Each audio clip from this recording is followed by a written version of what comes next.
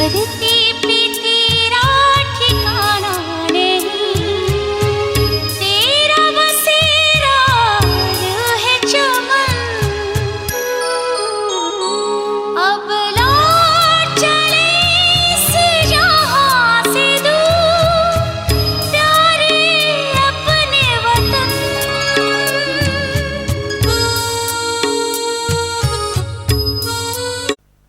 ओम शांति।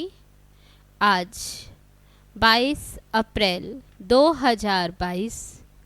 बाबा कहते, मीठे बच्चे, बाबा आया है तुम बच्चों से दान लेने। तुम्हारे पास जो भी पुराना किचड़ा है उसे दान दे दो तो पुण्य आत्मा बन जाएंगे। प्रश्न है, पुण्य की दुनिया में चलने वाले बच्चों प्रति बाप की श्रीमत क्या है? उत्तर है, मीठे बच्चे, पुण्य की दुनिया में चलना है तो सबसे ममत्व मिटाओ, 5 विकारों को छोड़ो, इस अंतिम जन्म में ज्ञान चिता पर बैठो, पवित्र बनो तो पुण्य आत्मा बन पुण्य की दुनिया में चले जाएंगे। ज्ञान योग को धारण कर अपनी दैवी चलन बनाओ, बाप से सच्चा सौदा करो। बाप तुम्हारे से लेते कुछ नहीं, सिर्फ ममत्व मिट जाए उसकी युक्ति बताते हैं। बुद्धि से सब बाप हवाले कर दो। गीत है, इस पाप की दुनिया से कहीं दूर ले चल। ओम शांति। दुनिया के मनुष्य व रावण राज्य के मनुष्य पुकारते हैं, हे पतित पावन आओ। पावन दुनिया अथवा पुण्य की दुनिया में ले चलो। गीत बनाने वालों को इन बातों की समझ नहीं है। पुकारते हैं रावण राज्य से राम राज्य में ले चलो, परंतु अपने को कोई भी पतित समझते नहीं। अपने बच्चों के पास तो सन्मुख बाप बैठे हैं, राम राज्य में ले चलने के लिए, श्रेष्ठ बनने के लिए श्रीमत दे रहे हैं। भगवानुवाच, राम भगवानुवाच नहीं। भगवान तो निराकार है। निराकारी, आकारी, साकारी 3 दुनियाएं हैं ना। निराकार परमात्मा निराकारी बच्चों के साथ निराकारी दुनिया में रहने वाले हैं। अभी बाबा आया हुआ है स्वर्ग का राज्य भाग्य देने, हमको पुण्य आत्मा बनाने। राम राज्य माना दिन और रावण राज्य माना रात। ये बातें और कोई भी नहीं जानते, तुम्हारे में भी कोई विरला ही जानते। इस ज्ञान के लिए भी पवित्र बुद्धि चाहिए। मूल बात है याद की। अच्छी चीज हमेशा याद रहती है। तुमको पुण्य क्या करना है? तुम्हारे पास जो किचड़ा है वह मेरे हवाले कर दो। मनुष्य जब मरते हैं तो उसके बिस्तर, कपड़े आदि सब करनी घोर को देते हैं। वे दूसरे किस्म के ब्राह्मण होते। अब बाबा आया है तुम्हारे से दान लेने के लिए। ये पुरानी दुनिया, पुराना शरीर सब कुछ सड़ा हुआ है, ये मुझे दे दो और इससे ममत्व मिटाओ। भल 10-20 करोड़ है, परंतु बाप कहते इनसे बुद्धि निकालो। बदले में तुमको मैं सब कुछ नई दुनिया में दूंगा। कितना ये सस्ता सौदा है। बाप कहते जिनमें मैंने प्रवेश किया है उसने सब सौदा किया। अब देखो उसके बदले कितना राज्य भाग्य मिलता है। कुमारियों को तो कुछ देना ही नहीं, वर्षा मिलता है बच्चों को। तो उनको मिल्कियत का नशा रहता। आजकल स्त्री को हाफ पार्टनर थोड़ी बनाते हैं, सारा बच्चे को ही देते। पुरुष मर जाता तो स्त्री को कोई पूछता भी नहीं। यहाँ तो तुम बाप से फुल वर्षा लेते हो। यहाँ तो कोई मेल फीमेल का सवाल ही नहीं, सब वर्षे के अधिकारी हैं। माताओं कन्याओं को तो और ही हक जास्ती मिलता, क्योंकि कन्याओं का लौकिक बाप के वर्षे में ममत्व नहीं है। वास्तव में तुम सब कुमार कुमारियां हो गए। बाप से कितना वर्षा पाया है। एक कहानी है, राजा ने बच्चियों से पूछा, तुम किसका खाती हो? तो एक ने कहा कि अपने भाग्य का खाते हैं। तो राजा ने उसको निकाल दिया। वह बाप से भी साहूकार हो गई। बाप को निमंत्रण दिया, पूछा, अब किसका खाती हूँ देखो। तो बाप भी कहते, बच्चे तुम सब अपनी तकदीर बनाते हो। दिल्ली में एक ग्राउंड है, नाम रखा रामलीला ग्राउंड। वास्तव में नाम रखना चाहिए रावण लीला, क्योंकि इस समय सारे विश्व में रावण लीला चल रही है। बच्चों को रामलीला ग्राउंड लेकर उसमें चित्र लगाने चाहिए। एक तरफ राम का चित्र हो और नीचे बड़ा रावण का भी चित्र हो, बहुत बड़ा गोला हो, और बीच में लिख देना चाहिए ये राम राज्य, ये रावण राज्य, तो समझ जाएं। देवताओं की देखो कितनी महिमा है, सर्वगुण संपन्न, 16 कला संपूर्ण। आधा कल्प है कलयुगी भ्रष्टाचारी रावण राज्य, उसमें सभी आ जाते। अब रावण राज्य का अंत तो राम ही करेंगे। इस समय राम लीला है नहीं, सारी दुनिया में है रावण लीला। राम लीला होती है सतयुग में, लेकिन सभी अपने को बड़ा अक्लमंद समझते हैं। श्री श्री का टाइटल रखाते। ये टाइटल तो है निराकार परमपिता परमात्मा का, जिस द्वारा श्री लक्ष्मी नारायण भी राज्य पाते हैं। अब बाबा आया है तुमको भक्ति रूपी अंधकार से छुड़ाकर सोझरे में ले जाते।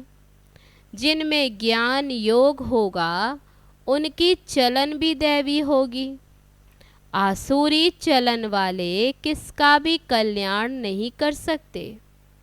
झट मालूम पड़ जाता कि इनमें आसुरी अवगुण है या दैवी गुण। अभी तक कोई संपूर्ण तो नहीं है, अभी बनते जाते हैं। तो बाबा तो दाता है, तुमसे क्या लेंगे? जो कुछ लेते वे तुम्हारी ही सेवा में लगा देते। बाबा ने इनको भी सरेंडर कराया। ब्रह्मा को भट्टी बनानी है, बच्चों की पालना करनी है। पैसे बिगर इतनों की पालना कैसे होगी? तो पहले बाबा ने इनको अर्पण कराया, फिर जो आए उनको भी अर्पण कराया, परंतु सभी की एक रस अवस्था तो बनी नहीं। बहुत चले भी गए। बिल्ली के पूंगरों की कहानी है ना। तो नंबरवार पुरुषार्थ अनुसार सब पककर निकले। बाबा तो पुण्य की दुनिया में ले चलते हैं। सिर्फ कहते 5 विकारों को छोड़ो, हम तुमको प्रिंस प्रिंसेस बनाएंगे। ब्रह्मा का साक्षात्कार घर बैठे बहुतों को हो जाता। वहाँ से लिखकर भेज देते, बाबा हम आपके बन गए, हमारा सब कुछ बाबा आपका है। अब बाबा तो कुछ लेते नहीं। बाबा कहते सब कुछ तुम अपने पास रखो। यहाँ मकान बनाते कोई पूछते पैसा कहाँ से लाया? अरे इतने ढेर बच्चे हैं बाबा को। प्रजापिता ब्रह्मा का नाम सुना है ना? कहते हैं सिर्फ ममत्व मिटाओ। तुम्हें घर वापस जाना है, बाप को याद करो। हमको भगवान पढ़ाते हैं। बाबा कहते ये बुद्धि में रहे तो खुशी का पारा चढ़ा रहना चाहिए। लक्ष्मी नारायण को भगवान नहीं कहेंगे, देवी देवता कहेंगे। भगवान के पास भगवती होती नहीं। कितनी युक्ति की बातें हैं, सिवाय सन्मुख ये बातें कोई समझ न सके। गाते भी हैं त्वमेव माताश्च पिता त्वमेव। ज्ञान ना होने के कारण लक्ष्मी नारायण के आगे, हनुमान के आगे, गणेश के आगे भी जाकर यही महिमा गाते। अरे वह तो साकारी थे, उनको अपने बच्चे ही माता पिता कहेंगे। तुम उनके बच्चे हो कहाँ? तुम तो रावण के राज्य में हो। ये ब्रह्मा भी माता है।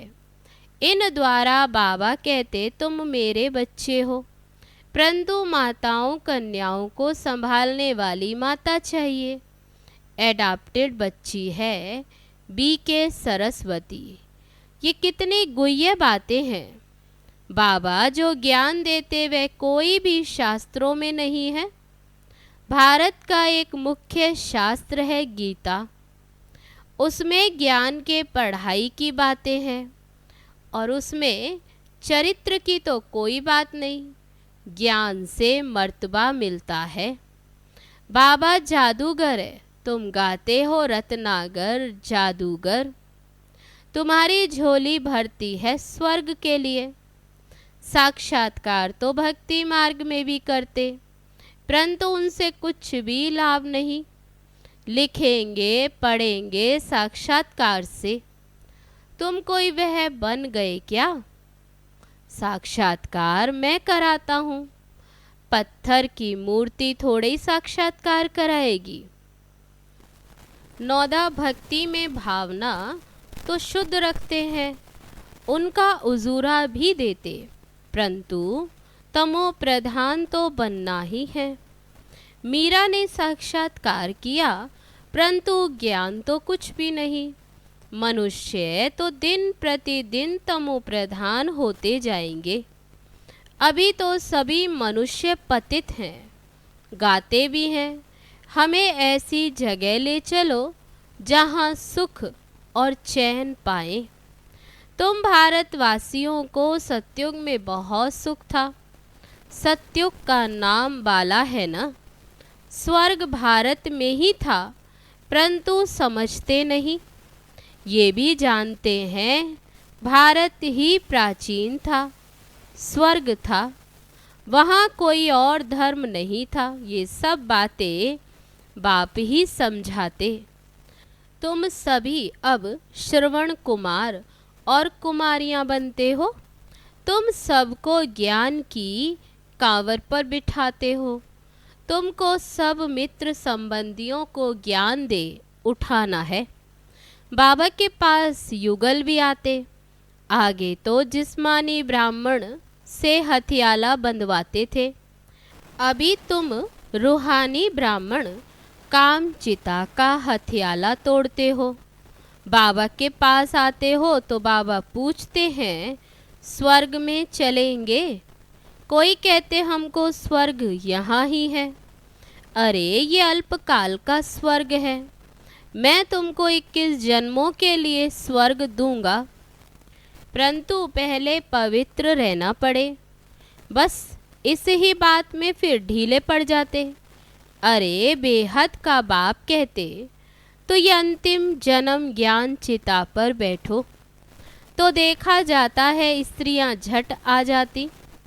कोई फिर कहती हैं पति परमेश्वर को नाराज कैसे करे। बाबा के बने तो कदम कदम पर श्रीमत पर चलना पड़े। अब बाबा आया है स्वर्ग का मालिक बनाने।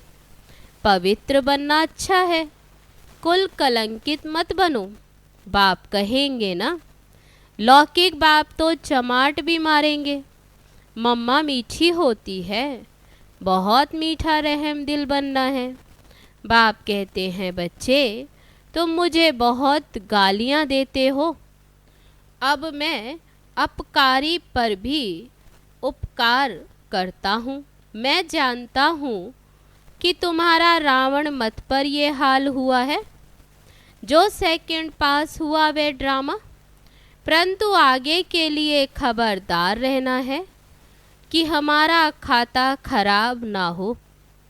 हर एक को अपनी प्रजा भी बनानी है, वारिस भी बनाना है। मुरली कोई मिस नहीं करनी चाहिए, कोई पॉइंट मिस ना हो जाए। अच्छे अच्छे ज्ञान रतन निकल जाएं और सुने नहीं तो धारणा कैसे करेंगे। रेगुलर स्टूडेंट मुरली कभी मिस नहीं करेंगे, कोशिश कर रोज वाणी पढ़नी चाहिए।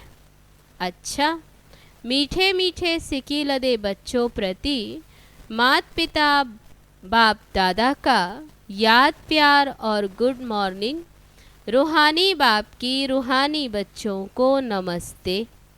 हम रूहानी बच्चों की रूहानी बाप दादा को नमस्ते नमस्ते। ओम शांति। अब है धारणा के लिए मुख्य सार। पहली पॉइंट, अपना खाता खराब ना हो इसके लिए बहुत खबरदार रहना है, कभी कुल कलंकित नहीं बनना है। पढ़ाई रोज पढ़नी है, मिस नहीं करनी है। दूसरी पॉइंट, श्रवण कुमार कुमारी बन ज्ञान कावर पर सबको बिठाना है। मित्र संबंधियों को भी ज्ञान दे, उनका कल्याण करना है। अब है आज का वरदान। अपने ऑक्यूपेशन की स्मृति द्वारा मन को कंट्रोल करने वाले राजयोगी भव। अमृत वेले तथा सारे दिन में बीच बीच में अपने ऑक्यूपेशन को स्मृति में लाओ कि मैं राजयोगी हूँ।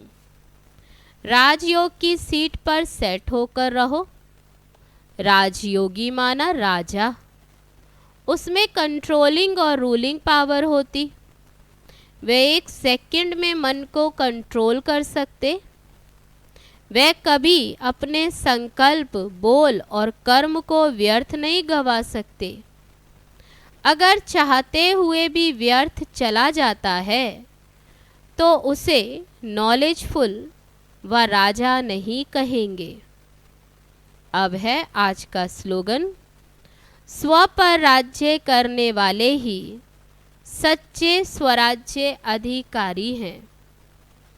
अब है मातेश्वरी जी के अनमोल महावाक्य।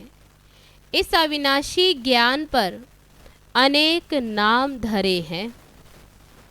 इस अविनाशी ईश्वरीय ज्ञान पर अनेक नाम रखे गए।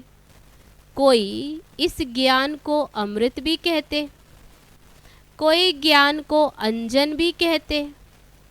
गुरु नानक ने कहा ज्ञान अंजन सतगुरु दिया।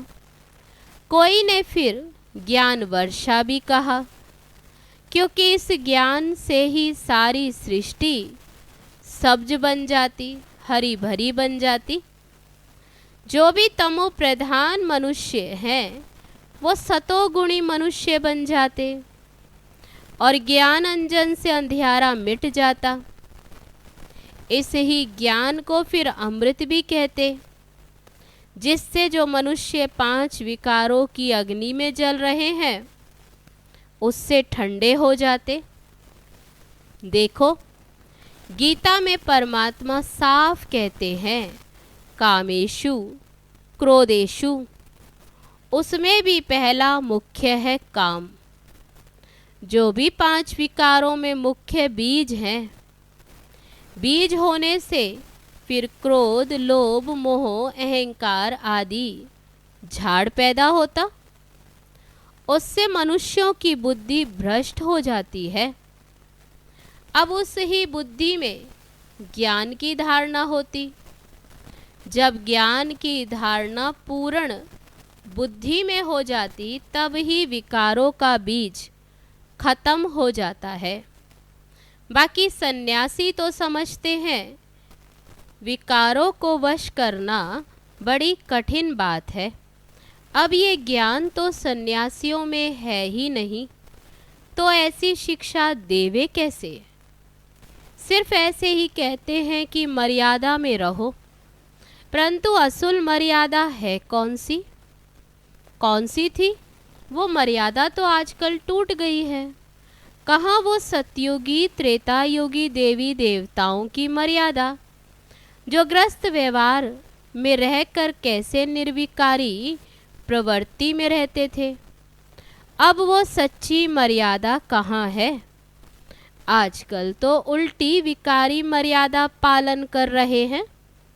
एक दो को ऐसे ही सिखलाते हैं कि मर्यादा में चलो। मनुष्य का पहला क्या फर्ज है वो तो कोई भी नहीं जानते।